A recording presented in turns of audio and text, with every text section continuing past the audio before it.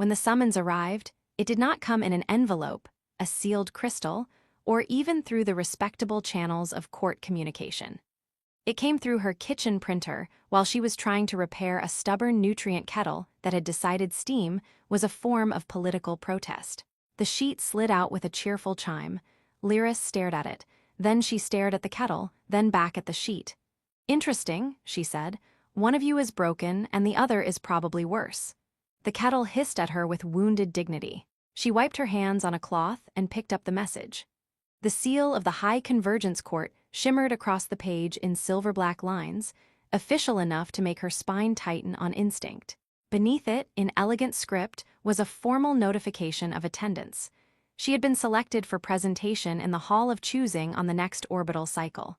Presence mandatory, delay forbidden, social decorum expected. She read that last line twice. Social decorum, she muttered. Well, that narrows nothing down. The kettle chose that moment to spit a jet of violet steam directly into her face. Lyris shut it off with the firm, calm violence of a woman who had survived asteroid pirates, fungal diplomats, and 3 consecutive family reunions. For a long moment, she stood alone in the narrow kitchen of her station apartment, the summons trembling faintly in her fingers. Outside the viewport, trade lanes glimmered around the moonport like threads of light stitched through darkness. Freighters drifted in patient columns. A customs drone bumped into a maintenance buoy and pretended it had meant to do that. Somewhere in the corridor beyond her door, somebody was arguing with a cleaning unit in at least 4 languages. Normal sounds, ordinary life, not court life, not the Hall of Choosing. Her eyes returned to the message as if it might have changed into a joke while she was not looking. It had not.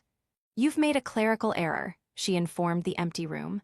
The room, as usual, did not defend itself. She crossed to the terminal embedded in the wall and fed the summons into the reader.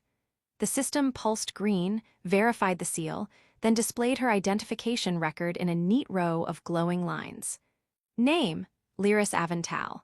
Origin cluster: Veloran Fringe. Professional distinctions: transit navigation under unstable gravitational conditions, multilingual diplomacy, xenobiological pattern analysis, emergency systems design. Physical annotations: variant auricular morphology. She stared at the last line. Variant auricular morphology, she repeated. You could have just said ears. The system did not apologize. It never did. Machines loved precision and had no talent for tact. Then again, neither did most people she had met. She leaned closer and kept reading. Eligibility status confirmed. No errors found. Recommendation tier elevated by Royal Review. That made her pause. Royal Review. The terminal remained glowing and annoyingly serene. The Hall of Choosing was not a public festival, despite the dramatic name. It was older than the current dynasties, older than the trade compacts, older even than the polished myths people told children about noble bonds and destined unions. In practice, it was where alliances were formed in a way refined enough to be called honorable and controlled enough to be called civilized. The great houses sent candidates. The court assessed them. Bonds of governance, blood, influence, strategy, whatever noble language they wrapped it in, power was always somewhere underneath. Lyris had spent years very carefully staying away from such places. She had done well at the edge of things. The edge suited her. On the frontier, competence counted for more than lineage, and when somebody looked at her too long, it was usually because she had just kept them alive through a plasma storm. That sort of attention was easier to tolerate. In court, attention meant judgment. And judgment, in her experience, was always inventive. A memory rose uninvited. A formal academy dinner, years ago, a polished hall, silver robes, bright laughter. A classmate smiling too sweetly as she asked whether Lyris's long ears helped her catch equations before the rest of us heard them. The whole table had laughed. Even the instructor had smiled into his glass. Lyris had looked straight at the girl and replied, "Only the difficult ones. You should try standing closer." That had ended the laughter. It had also ended her chances at making friends there. She pushed the memory away and read the summons again, slower this time. Reporting gate, time window, dress requirements, prohibited technologies, behavioral expectations, written by people who had clearly never experienced the deep human need to say exactly the wrong thing in a room full of nobles. She sank into the chair beside the terminal. No, absolutely not. She could reject the summons, probably. There would be consequences, of course. Financial, legal, social, perhaps ceremonial. Courts loved ceremony so much they would probably garnish her income in the name of tradition and feel romantic about it. Still no. She had no desire to stand under 1,000 watching eyes while decorated strangers assessed her as if she were a curious mineral sample with acceptable posture. She was still preparing the wording of her refusal when her home assistant lit up from sleep. "Attention," it announced in a bright tone designed by sadists. "Incoming message from Joran Vale." Lyris closed her eyes. Of course. Joran's face appeared above the terminal a moment later. Broad grin already in place. Dark curls untidy, jacket half-zipped, background flashing with the colored lights of whatever port bar he had most recently charmed into tolerating him. "You look haunted," he said. "I've been summoned to court." "That explains it." He leaned closer to the projector. "Have you considered faking your death?" "Yes, and I'd have to leave the station."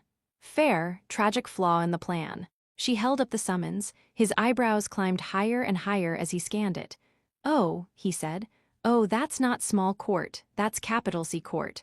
"I noticed the seal. Do you know how many people ruin their lives trying to get invitations like this?" "I assume thousands. At minimum. I'm very happy for them." Joran laughed, but his expression softened when he looked at her again. "You don't want to go?" That was somehow clear. "You have the face you make right before either dismantling a reactor or insulting an aristocrat." "I can do both." "That is exactly the concern." She let out a breath, some of the tension easing despite herself. Joran had that effect. He treated disasters like weather, inconvenient, inevitable, and best managed with dry humor and a packed bag. "You know what this is," she said quietly. He nodded. "Yes, they'll look at me and decide in the first 10 seconds. Some will, most will." He tilted his head. And then I will have traveled half a system to be politely rejected by people wearing heirloom collars." "You say that as if the collars aren't the worst part." She almost smiled. Joran folded his arms. "Lyris, listen to me. You are smarter than half their advisory corps, braver than their military sons, and the only person I know who can recalibrate a jump engine with kitchen tools and spite." "It was not spite," she said. "It was disciplined irritation." "My apology, the point remains." "The point," she said, "is that none of that changes what they see first." For the first time since the call began, he did not joke. "No," he said, "it doesn't." The silence that followed was not comfortable, but it was honest. She looked away from his projection and out toward the traffic beyond her viewport. Somewhere among those lights, ships were leaving. Somewhere, people were choosing their destinations freely. Somewhere, no one was being summoned to parade themselves in front of ancient power structures with decorative ceilings. Then Joran cleared his throat. "There is one upside." "There is." "There is. Joran, court food is excellent." She looked back at him. He raised one finger. "Important distinction. Court people are dreadful, court musicians are unbearable, court furniture is designed by enemies of the spine, but court desserts. Miraculous, tiny galaxies made of sugar, custards that glow. One time I had a pair that apologized to me telepathically. That did not happen. It may have happened. It absolutely did not." "Well," he said, "you won't know unless you go." She laughed then, brief and unwilling but real. He saw it and pounced immediately. "There, that's the expression. Keep that. Walkin' like the whole place is faintly ridiculous." "It is faintly ridiculous." "It's intensely ridiculous, which means you hold the advantage." Lyris looked down at the summons once more. The silver-black seal glimmered coldly in the station light. Mandatory attendance. Elevated by royal review. Somewhere far above the trade lanes and the frontier routes and the daily mechanics of survival, something had shifted. A line had been drawn, and whether she crossed it willingly or not, it was there. "What if it goes badly?" she asked. Joran snorted. "Define badly. They reject me. Likely." She narrowed her eyes. "They insult me. Highly likely. I embarrass myself." He considered. "Possible. But you're forgetting an important variable." "What variable?" "You embarrass them back." Lyris looked at him for a long second, then set the summons flat on the desk. Outside, a freighter ignited its engines and slipped into the dark between worlds. Inside, the kettle gave one last resentful click and died completely. She stood. "All right," she said. Joran blinked. "All right, I'll go." His grin returned like sunrise over bad decisions. That's either courage or extremely refined self-destructive curiosity. Probably both. That's my favorite kind. She reached for the terminal controls and began opening travel protocols, transit windows, formal registry requirements. As the first route calculations bloomed across the screen, she felt the old familiar sensation gathering beneath her ribs. Not fear exactly, though fear was there, and not hope either, because hope had teeth and she did not trust it. It was something harder, quieter. Resolve. If they were going to look at her, let them look properly. If they were going to judge, let them do it while she stood upright. And if the great hall of choosing had decided to drag her into its gleaming mouth and weigh her worth beneath its 1,000 artificial stars, then it could at least suffer the inconvenience of discovering that she was not made for easy dismissal. The transport vessel to the capital was called the Civic Radiance, which Lyris thought was an unfortunate name for something shaped like a polished knife, and operated by a navigation system with the emotional warmth of cold soup. "Welcome aboard," the ship announced as she stepped through the docking seal. "Please refrain from smuggling livestock, volatile spores, unauthorized devotional relics, or feelings of revolutionary intent." Lyris paused. Feelings. Passengers found in possession of revolutionary intent may be reassigned to cargo. "Efficient," she muttered. Her assigned cabin was narrow, spotless, and so determined to be elegant that it had forgotten to be comfortable. The bed folded out of the wall with a flourish. The mirror adjusted itself according to presumed vanity needs. And the closet politely informed her that her coat was frontier practical, in the same tone one might use for contagious diseases. She hung it up anyway. By the time the ship left the moonport, she had already considered 3 separate escape plans and discarded all of them. One required access to the maintenance shafts, one required bribing a shuttle pilot, and one required pretending to be dead in a luggage compartment for 9 hours. The luggage compartment had been the most appealing. Joran had insisted on seeing her off. He now sat in the passenger lounge across from her with a cup of overbrewed station tea and the expression of a man enjoying himself far too much at someone else's crisis. "You still have time to panic," he said. "I've been panicking for 2 days." "No, that was preparation panic, pre-departure panic. This is travel panic, entirely separate category." Lyris stared at him over the rim of her cup. "Do you classify all emotional collapse this way?" "Yes, it helps with scheduling."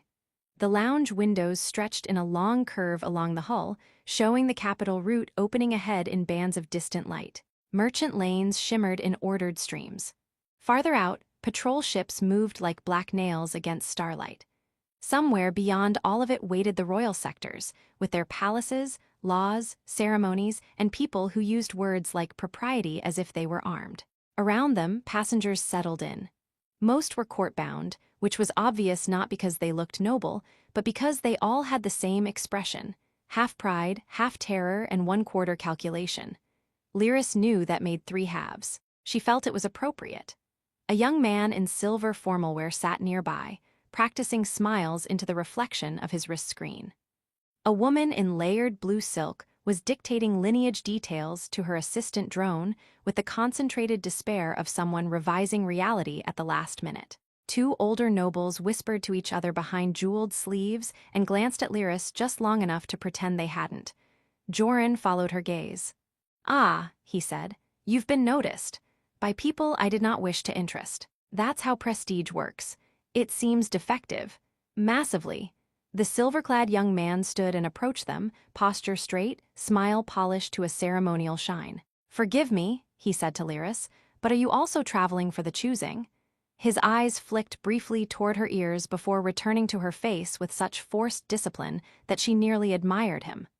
"I am." "How remarkable," he said, in the tone of someone confronted with weather occurring indoors. "I'm Saren Volleys of House Thurin, Lyris Avental." He waited. She sipped her tea. Finally he said, "No house designation?" "No, ah." He smiled harder, as if he could bridge the social gap by sheer dental force. "Independent distinction, then? That's one phrase for it." Joran coughed into his cup to hide a laugh. Saren glanced at him. "And you are." A deeply unimportant man with excellent judgment. That is not a name. It is the truest thing I've ever said. Saren decided not to pursue that. Well, he said, returning to Lyris, I'm sure the court values unusual candidates. Do they? He hesitated. I'm certain they value diversity of function. Lyris nodded gravely. How reassuring. I was afraid they'd value competence. Joran nearly inhaled his tea. Saren blinked, uncertain whether he had been insulted. I know what you meant, she said, not unkindly. Safe travels, Saren volleys of House Thurin. He bowed just enough to preserve dignity and retreated. The moment he was out of earshot, Joran bent forward, laughing silently into both hands. Diversity of function, he wheezed. Stars preserve me. He tried. He absolutely did not. He approached. In court circles, that may count as heroism. The ship shuddered softly as it entered transit alignment. Lights dimmed. The windows darkened, then filled with the strange, stretched brilliance of folded space entry, stars drawn into luminous threads that twisted across the glass like liquid metal. Lyris always felt a shift in her bones at that moment, as if the universe were taking a breath and asking everyone aboard to remain calm, while geometry briefly lost interest in itself. The civic radiance glided into the corridor between systems. A child somewhere in the lounge gasped. Someone else crossed themselves in the old stellar faith. The ship announced that nausea bags were available on request for the spiritually and physically unprepared. Joran leaned back in his chair. There, too late to escape now. I can still sabotage the engines. Please don't, I dislike dying in formal wear. You're not wearing formal wear. Exactly, I'd die embarrassed. She looked back out at the folded stars. Why did you come? She asked. Joran went quiet for a moment, which for him was the conversational equivalent of a rare astronomical event. Because, he said at last, you asked me once what friendship is good for if it only survives easy days. Lyris frowned. That sounds wiser than I remember being. You were feverish and threatening a customs officer with a wrench. That does sound like me. You also nearly collapsed after rerouting power through a flooded dock grid, so I took your philosophy very seriously. She let that settle between them. It was easier to look at the stars than at him. You don't have to stay once we reach the capital, she said. I know, you really shouldn't. Court people can smell informality. Excellent, I'll wear extra. I'm serious. So am I, I'll stay through your arrival. After that, I'll relocate to a safe distance and make fun of nobles from behind structural pillars. That is not a safe distance. It is emotionally safe. Before she could answer, the lounge doors opened and a trio of attendants entered, gliding with the synchronized precision of people trained from birth to move as if everyone were watching. They carried trays of refreshments and small silver devices that projected personalized route updates. One attendant stopped at their table. Passenger Lyris Avental? Lyris looked up. Yes. The attendant offered a sealed case marked with the royal sigil. Around them, several nearby conversations slowed to listen without appearing to. By advance instruction from the capital, the attendant said, your court attire has been prepared and fitted to the biometrics in your file. Adjustments are available upon request.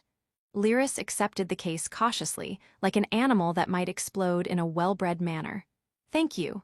The attendant inclined their head and moved on. Joran stared at the case. That, he said, is not normal. No, most candidates have to bring their own presentation attire, or inherit it, or cry into a family archivist until one appears. Prepared in advance by the capital means someone important requested it. Lyris turned the case in her hands. The sigil gleamed darkly under the lounge lights. Royal Review, she murmured. Joran's mouth flattened. Yes. Perhaps they simply wish to ensure I am properly dressed before being publicly dismissed. That would be impressively theatrical, even for them. I have heard good things about their commitment to drama. You have heard correct things. She released the lock. The case unfolded in silence. Inside lay a formal court garment in deep midnight fabric, threaded with silver circuitry, so fine it seemed woven from captured star paths. Along the collar and sleeves, reactive filaments pulsed faintly, sensing air, heat presence. It was beautiful in a way that made her immediately suspicious. Tucked beside it was a smaller piece. A circlet for the ears, delicate and adaptive, designed not to hide their length but to frame them. She did not touch it. For a moment, neither of them spoke. Then Joran said, very softly, well, yes, that is either incredibly thoughtful or deeply strategic. Those are not comforting options. No, but they are interesting. A voice from the next table cut in with bright curiosity. May I? It was the woman in blue silk. She had turned in her seat and was now openly looking at the garment, no longer pretending indifference. When Lyris did not answer at once, the woman smiled. I'm Taryn Ilya, House Sen. And before you refuse, let me assure you I am only a gossip professionally, not personally. That sounds unlikely, Joran said. It's entirely accurate. Taryn rose and came closer. May I see the tailoring? Lyris hesitated, then angled the case slightly. Taryn's eyes widened. Oh, stars, this was made in the lower palace ateliers. You can tell that by looking? My dear, I can tell a dynasty's financial health by the stitching on a sleeve. That seems useful. It is mostly exhausting. Taryn leaned in. This wasn't arranged for a courtesy candidate. Lyris felt her stomach tighten. What is a courtesy candidate? The sort invited so the court can claim broad social vision while changing absolutely nothing. Taryn glanced up at her. You are not being brought in as decoration. Comforting, Lyris said, though it was. Taryn's mouth curved. No, it is. Joran folded his arms. Do you always approach strangers with ominous fashion analysis? Only when bored. That's fair. Taryn straightened. For what it's worth, half the people on the ship are already trying to guess who flagged your file. And the other half, Lyris asked, trying not to look like they care. Which means they care? Desperately. Lyris closed the case with a quiet click. The folded space corridor outside the windows deepened, shimmering with electric veins of color. The ship moved through it like a thought no one else had finished yet. She looked at her reflection in the darkened glass, face calm, shoulders straight, ears visible, unmistakable. Not decoration, not courtesy, something else, something planned. I hate this already, she said. Joran patted the table. Excellent, hatred is stabilizing. Taryn laughed. He's right, unfortunately. The ship's central chime sounded overhead. Attention, passengers, the Civic Radiance announced. Estimated arrival at the Capital Transfer Ring, 2 standard hours. Please review your legal obligations, ceremonial restrictions, and emotional liabilities before disembarkation. Lyris exhaled slowly. 2 hours.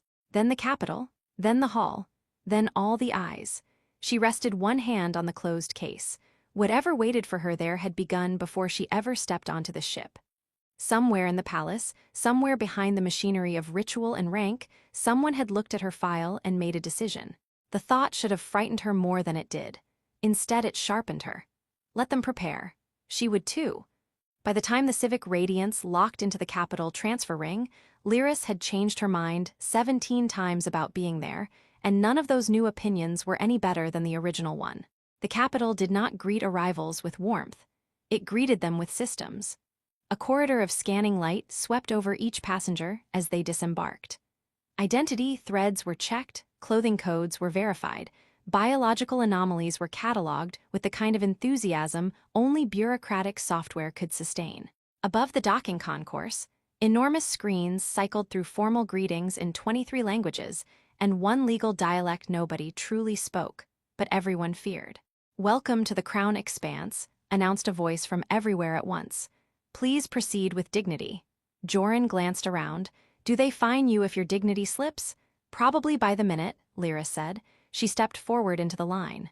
The adaptive circlet rested lightly along her ears, not concealing their length, but following their shape in silver arcs that reacted softly to her pulse. She still had not decided whether she hated it or not. The garment the palace had sent fit as though someone had measured her in her sleep, which was unsettling enough to qualify as a diplomatic incident. Ahead, Saren Volleys was being received by 2 attendants and what appeared to be a family legal advisor disguised as a person. Behind her, Taryn Ilya was chatting with a customs drone. I'm not flirting, Taryn said as the machine blinked at her. I am merely respecting your geometry. The drone emitted a short warning tone.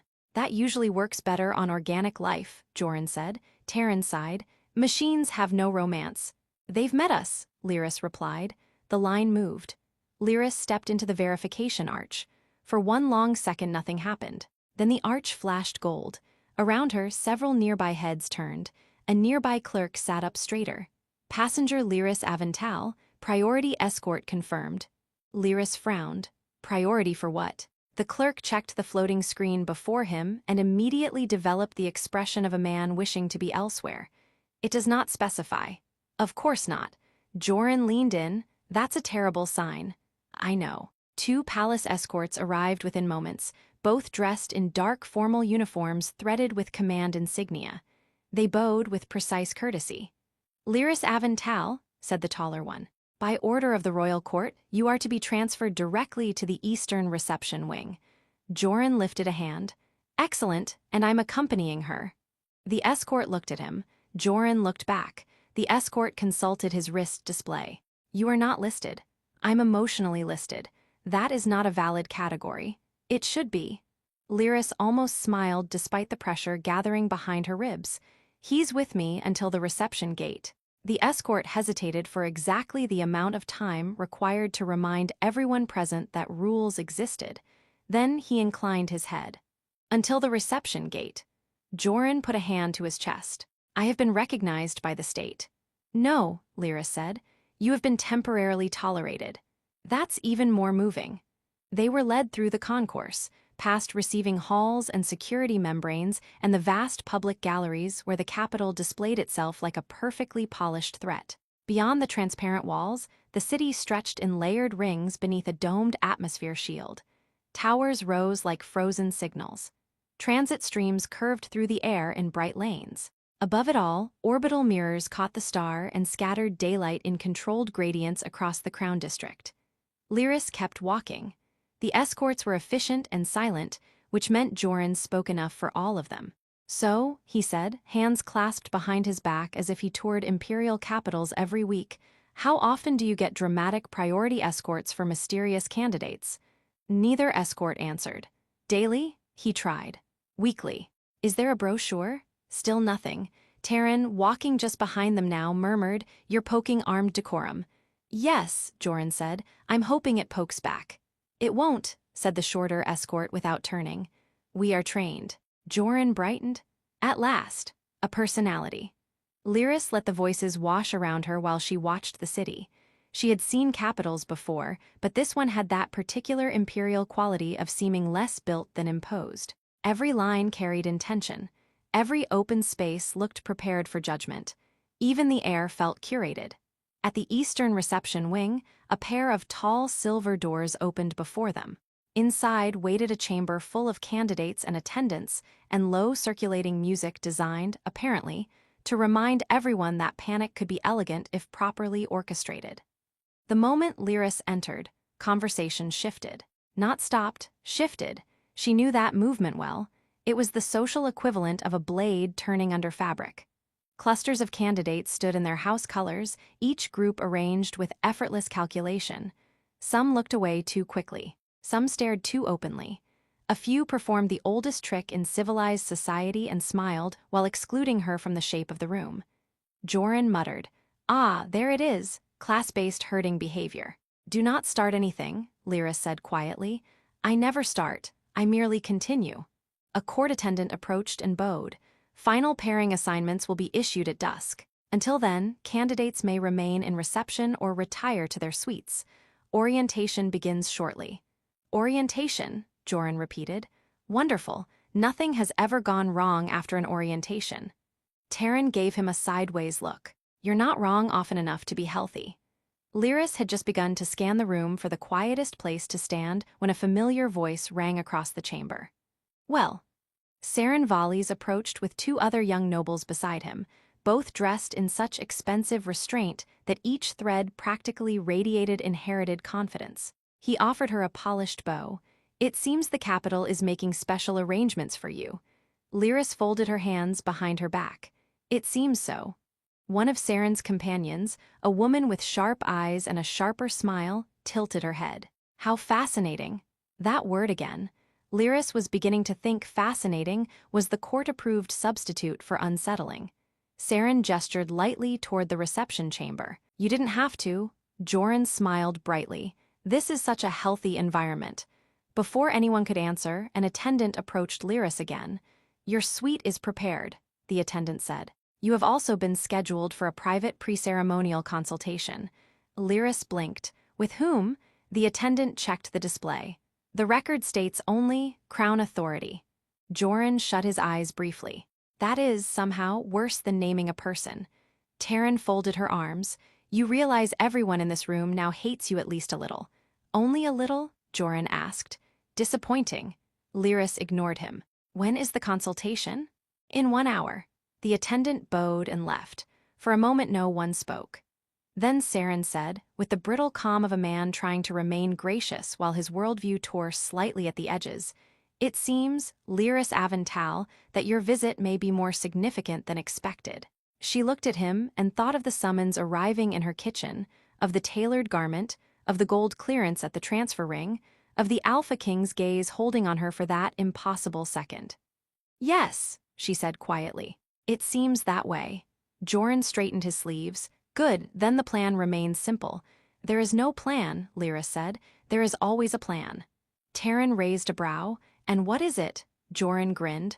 "Survive the aristocracy. Steal information. Eat something expensive." Lyris finally laughed, because if she did not, the pressure in her chest might have split her open. Around them, the reception chamber swirled with whispers. She could feel the shape of them even without hearing words. Special arrangements, priority escort, private consultation, the king attending in person. Something had begun moving beneath the ritual surface of the court, and now everyone could feel it. The worst part was that she could feel it too. And somewhere under the unease, under the tension, under the bright, hard instinct telling her to keep every wall in place, another feeling had appeared. Not trust, not yet, but curiosity. Dangerous, stubborn curiosity. The kind that made people step closer to mysteries when common sense advised retreat. An hour, she thought. 1 hour until Crown Authority decided to stop being abstract. 1 hour until someone finally told her why she had been brought here. She only hoped the answer would be less ridiculous than everything that had led to it so far. She did not feel optimistic. Her suite was larger than her apartment on the station and somehow less welcoming. The walls shifted opacity according to light outside the palace dome. The floor responded to her steps with subtle illumination. A serving unit emerged from the far wall and offered her 6 varieties of mineral water in tones suggesting all lesser beverages were criminal. Lyris stood in the center of the room and said, to no one in particular, "This is excessive." The serving unit replied, "Excellence often appears excessive to the unaccustomed." She turned slowly toward it. Was that recorded arrogance or adaptive arrogance? "Adaptive," said the unit. "Impressive. I dislike you already." Guests often confuse standards with hostility. There were days, she thought, when dismantling a machine with her bare hands felt like a valid form of spiritual practice. A soft chime announced the opening of the suite's internal comm panel. Joran's face appeared before she could even grant permission, which told her he had found someone in the palace systems willing to bend rules for entertainment. "You have exactly 47 minutes before your mysterious royal consultation," he said. "I brought scandal." "You brought yourself. The scandal is implied." "Good, you're steady again." "I'm not steady, I'm vertical." "That's enough for court work." She sat on the edge of a chair that adjusted itself to her posture with such intimacy it felt rude. "Tell me." Joran lowered his voice theatrically. "I spoke to a minor archivist, a transport clerk, 2 attendants, and a woman who claimed to be an etiquette tutor but had the eyes of an assassin. That last one concerns me. She was delightful. In any case, the palace is crawling with rumors. About me? About you, the choosing, the king, and whether the Eastern Council is about to lose control of candidate selection." Lyris went still. "That sounds political." "It is court. Even the fruit bowls are political." She rubbed at her temple. Why would candidate selection matter enough to start rumors? Because tradition decides who gets elevated, who gains access, who enters the ruling lattice through marriage, governance contracts, military bonds, all of it. If the king starts overriding court consensus, that terrifies people whose entire bloodline is built on being consulted. The serving unit drifted closer and silently placed a glass beside her. Joran squinted at it. "Has that machine judged me yet?" "Yes. Fair." Lyris leaned back. "And what do the rumors say?" "That a file was flagged months ago." He paused. that the king reviewed frontier records personally after the Oris Belt dispute. Her eyes narrowed. The belt mediation? That one. She remembered it too clearly. A mining conflict spiraling toward armed collapse. 3 species, 4 territorial claims, 1 unstable moon, and a communication breakdown so complete that by the end she had been translating threat displays into legal terms while trying not to suffocate on industrial dust. It was routine crisis work, she said. Joran gave her a look. Lyris, you rerouted an automated defense grid, negotiated a ceasefire with a species that communicates partly through skin temperature, and stopped a war because you noticed their territorial maps were based on magnetic drift instead of fixed coordinates. Yes, that is not routine. It should be. A knock sounded at the suite door before he could argue further. Lyris rose. Who is it? She asked. Terran Ilya, came the reply. I'm here because boundaries are suggestions. Joran grinned. I like her more every minute. Lyris opened the door. Terran swept in without waiting to be invited, carrying a slim data slate and a box that smelled faintly of sugar and engineered citrus. I brought contraband morale, she said, holding up the box, and intelligence of questionable origin. You'll fit in well with him, Lyris said, nodding to Joran's projection. Thank you. I assume that was an insult, which makes it more sincere. Terran set the box on the table, opened it, and revealed a row of intricate pastries shaped like tiny spiral galaxies. Joran made a reverent sound. Court dessert. You said that with more emotion than most vows, Terran observed. He's consistent, said Lyris. Terran handed her one. Eat. You'll need glucose for whatever ceremonial nonsense they're about to unleash. Lyris took a bite before she could stop herself and closed her eyes briefly. That's offensive, she said. I know, no one should have that much power over butter. Joran pointed at the slate in Terran's other hand. Questionable intelligence. Terran's expression sharpened. I did some asking around. Quietly. That has never meant quietly with you, Joran said. It meant in better shoes. The point is this, your consultation is taking place in the old signal gallery. Lyris frowned. Why does that matter? Because it isn't used for ordinary candidate briefings. It's used for private crown strategy reviews and treaty pre-signings. Joran whistled. That is deeply not normal. Terran nodded. Also, the official assigned to escort you isn't on the regular Chamberlain staff. Who is it then? Lyris asked. Terran tapped the slate. Commander of Internal Palace Security. Silence. Then Joran said, well, that's terrible. Lyris set down the pastry. Why would security escort me to a consultation? Either because you're important, Terran said, or because you might become important while surrounded by people who dislike that idea. That is a very elegant way to say I may be in danger. I was raised well. The room went quiet, not panicked, just narrowed. Lyris looked from one of them to the other.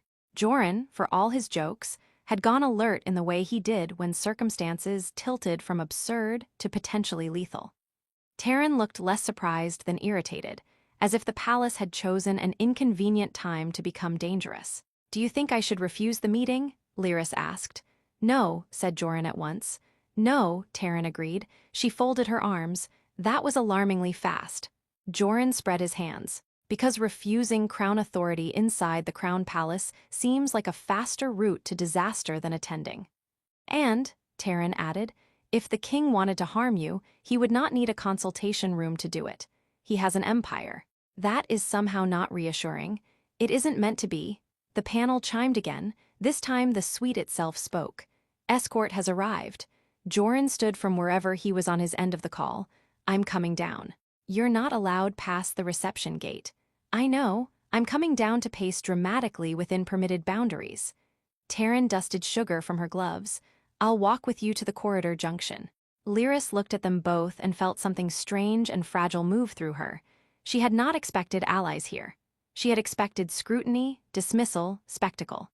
Instead, she had acquired a smuggler of morale, an aristocratic gossip strategist, and a palace that seemed unable to decide whether it wanted to honor her or turn her into a controlled explosion. Fine, she said, but if this becomes a kidnapping, I'll be impossible about it. Joran smiled. You're already impossible. It's one of your strengths. The escort waiting outside her suite was not the one from the transfer ring. This woman was older, scar lined across one brow, uniform dark and severe, insignia marked with command authority and weapons clearance high enough to make most sensible people instantly polite. "Lyris Avental," she said. "Commander Sane, I'll conduct you to the gallery." Her voice had none of the polished softness common to palace staff. She sounded like a person who had spent most of her life solving problems before they reached ceremony. Lyris inclined her head. "Commander." Sane's gaze flicked once over Joran and Terran, judged them, dismissed them as manageable. "Your companions may proceed as far as the public junction." "That's generous," Joran said. "No," Sane replied. "It's tolerable." Joran clasped his hands together. "I respect her deeply." They walked through the eastern corridor in measured silence. The palace shifted around them in layers of guarded beauty and hidden surveillance. Lyris could feel sensors brushing her biometrics every few steps. Embedded drones tracked movement overhead, discreet as threats. Somewhere beyond the walls, she could hear the faint hum of the palace core. Ancient power, distributed intelligence, enough contained energy to light a city or erase a wing. At the public junction, Joran stopped. Terran stopped beside him. Neither looked particularly good at leaving. Joran cleared his throat. "All right, usual advice." "There is nothing usual about this," Lyris said. "True, then unusual advice. Don't agree to anything while hungry, cornered, or overly impressed." Terran added, "And if someone speaks in pure metaphor, make them restate in legal language. Anyone who refuses plain language is hiding something." Commander Sane gave the faintest sign of approval, as if those were sensible enough instructions to permit. Lyris looked at both of them. "Thank you." Joran's grin softened. "Go find out why the universe has suddenly become interested in you. That sounds unhealthy. It almost certainly is." She left them there. Commander Sane led her down a quieter corridor and through two security membranes that scanned not only body mass and implants, but neural agitation patterns. At the second threshold, Lyris stopped. "Did that door just evaluate my emotional state?" "Yes," Sane said, "and it found you controlled." Was that the preferred answer? It was the survivable one. Lyris almost laughed. "You're not much for comfort, Commander." "I'm not assigned to comfort." They reached a set of tall black doors veined with dormant circuitry. Sane stopped before them. "The gallery is shielded," she said. "No external transmission, no recording, no unauthorized entry." "Who is inside?" Sane looked at her for a long moment, as if deciding something. Then she said, "The man who ordered your file reopened." Before Lyris could respond, the doors parted. The signal gallery was quieter than she expected. No attendants, no ceremonial council, no line of officials prepared to witness her reaction. Only a long chamber with a transparent wall overlooking the city and standing beside a suspended stellar map, the Alpha King. For one stunned second, she almost thought there had been some mistake. Rulers did not wait alone in rooms. They arranged for rooms to wait for them. The doors closed behind her. The king turned. No crown, no audience. No distance created for effect. Just the same stillness she had felt in the reception chamber, stronger now at close range. He looked at her ears first, not with surprise, not with judgment. Simply with notice, as he might note the shape of a blade or the orbit of a moon. Then he met her eyes. "Lyris Avental," he said. She inclined her head, because apparently her body had decided dignity was the safest available weapon. "Your Majesty." A beat passed, then he said, "You dislike the palace." It was so direct that for a moment she forgot caution. "Yes." To her astonishment, something almost like humor moved at the corner of his mouth. "It dislikes most people too," he said. "You are not being singled out in that." She stared at him. Then, despite herself, she said, "That is the most reassuring thing anyone has told me since I arrived." "Good." He gestured to the stellar map. Systems lit and dimmed in shifting layers. Border regions pulsed. Trade corridors glimmered. Several outer sectors flashed instability markers. "I asked you here because tomorrow's choosing is not only ceremonial," he said. "The court believes it is choosing who may stand near power. I am deciding who may help me survive it." Lyris felt every muscle in her body tighten. "That sounds less like a ceremony," she said, "and more like a warning." "It is both." He touched the map. Frontier sectors expanded. Dispute zones bloomed in amber. Her dispute zones, places she knew. Places most court officials spoke of only when they needed resources or victories. I reviewed these records myself, he said. Oris Belt, Sen Drift, the hollow stations of Varketh, the famine corridor on the Ninth Rim. You read field archives. I read competence. She said nothing. He stepped closer to the map. Tomorrow, candidates will present lineage, accomplishments, strategic value. The court expects me to choose according to balance, tradition, and pressure. I have done that before. And now the empire is changing faster than the court can admit. Old houses protect old assumptions. They overlook what does not resemble them. That has become a liability. Lyris folded her hands behind her back so he would not see how tense they were. So you summoned an outsider to make a point. No, he said. The answer came too quickly to be rehearsed. He looked at her with that same precise steadiness. I summoned you because when systems fail, you do not ask whether they deserve saving.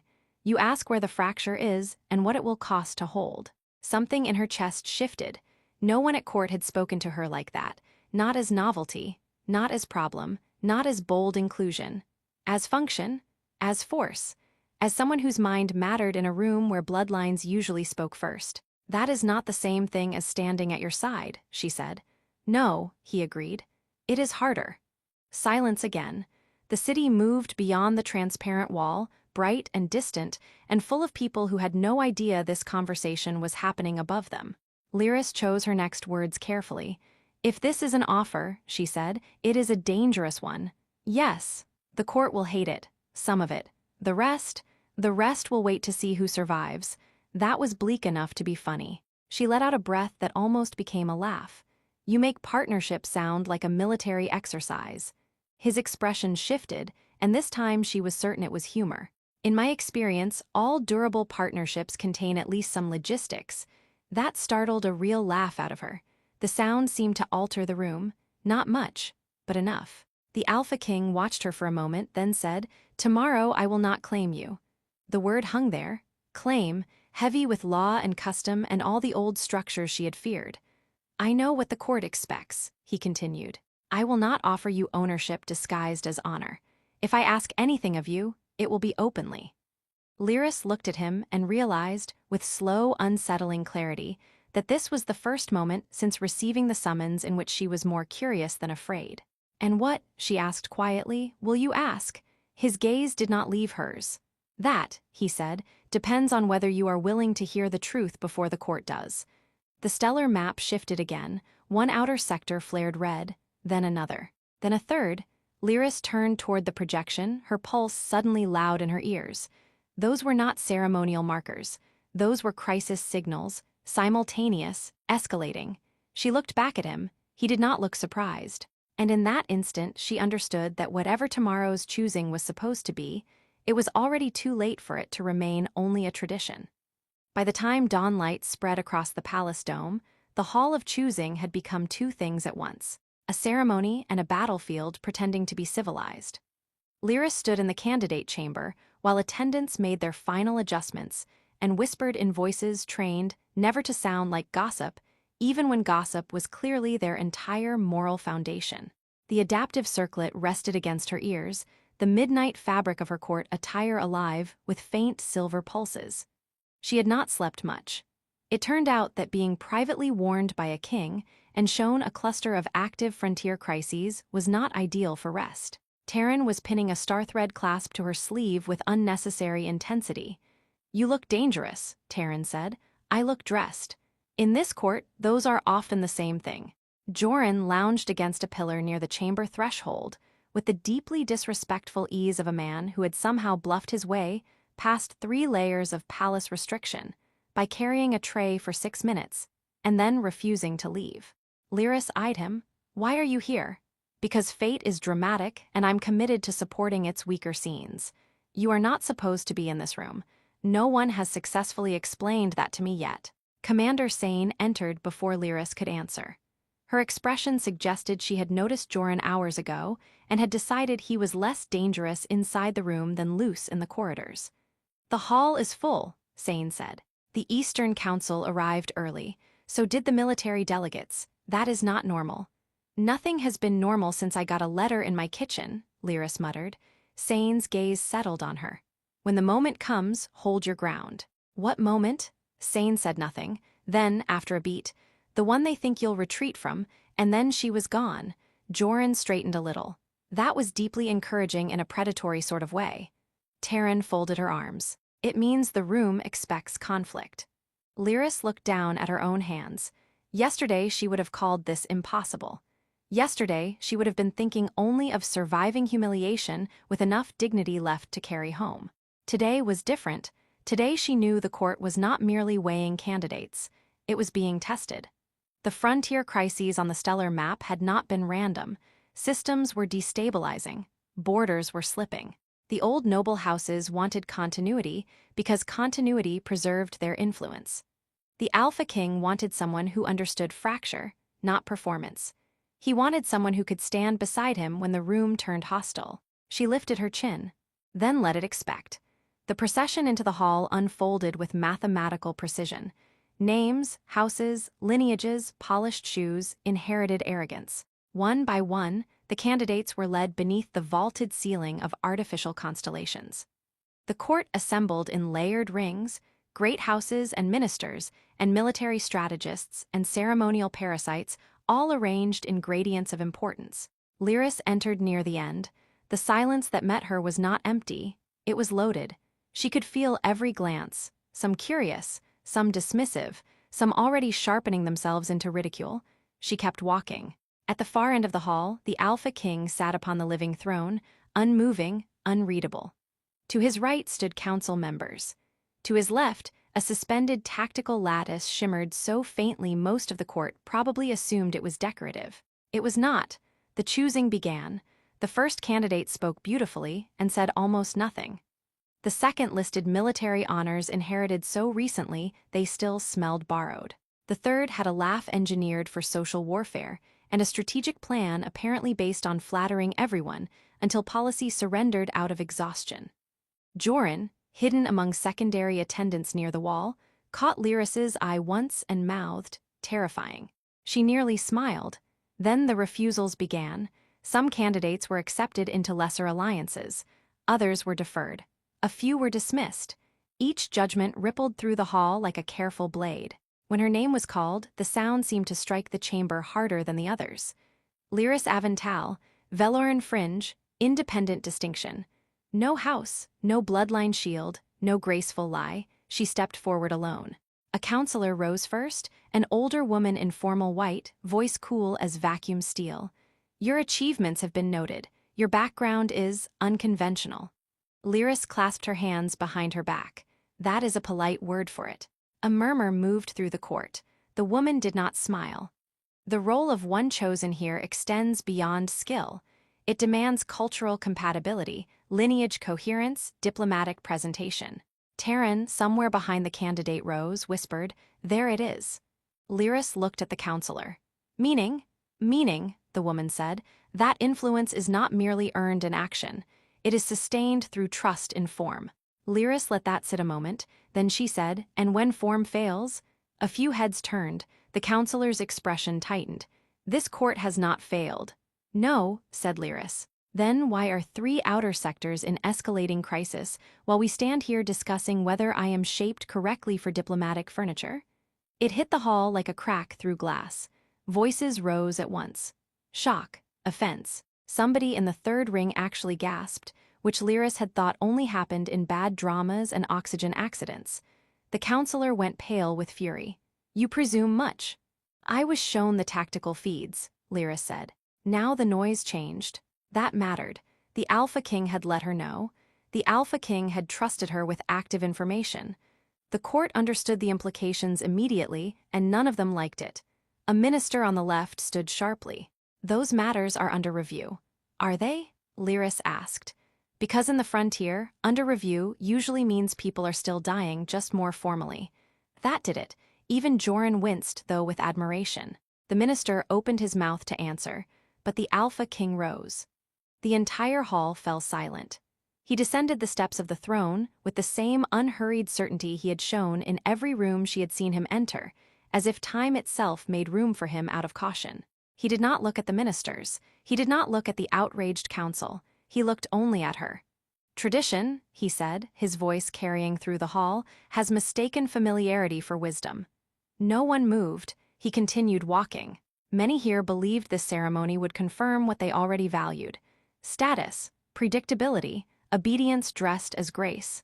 He passed the most celebrated candidates without pause, faces tightened, hands stilled. A lifetime of expectation began cracking in real time. When I reviewed the frontier records, I did not look for refinement. I looked for judgment under pressure. I looked for someone who could stand in systems already failing and tell the truth before collapse became convenient. He stopped before Lyris. The whole hall seemed to pull inward. Every rejection she had anticipated, every humiliation she had armored herself against, every old memory of being measured and found aesthetically inconvenient, all of it stood there with her in that instant. The Alpha King extended his hand, not possessive, not claiming, open. Gasps broke out across the chamber. He spoke clearly enough that no one could pretend otherwise. "I do not ask you to belong to this court," he said. "I ask whether you will stand beside me and help remake it." Silence, real silence this time. Lyris looked at his hand, then at the faces around them. Shock, outrage, calculation, fear. Taryn looked like she might ascend to a higher spiritual plane from sheer vindication. Joran was grinning so hard he looked medically unstable. Commander Sane stood at the edge of the hall with one hand near her sidearm, clearly prepared for the possibility that nobility might suddenly become flammable. Lyris raised her eyes to the Alpha Kings. "You realize," she said, and her voice carried more steadily than she felt, "that this is a terrible way to preserve anyone's peace." Something almost warm flickered in his expression. "I am not trying to preserve peace," he said. "I am trying to deserve it." That struck deeper than she expected. For the first time since the summons had arrived in her kitchen, she understood that the choice before her was not whether to be chosen. It was whether to step into a future larger and more dangerous than anything she had planned, and do it without surrendering herself to the old terms of power. The old Lyris would have survived the hall. The woman standing here could do more than survive. She could answer, so she placed her hand in his. "Yes," she said. The hall erupted. Not literally, though Joran later insisted that emotionally it qualified. Ministers shouted. Council members rose. Protocol officers looked seconds away from fainting in alphabetical order. One noblewoman demanded to know whether assent without claim language was even legally binding, which was the most court sentence anyone had ever produced. Then the tactical lattice above the throne flared bright. Every voice died.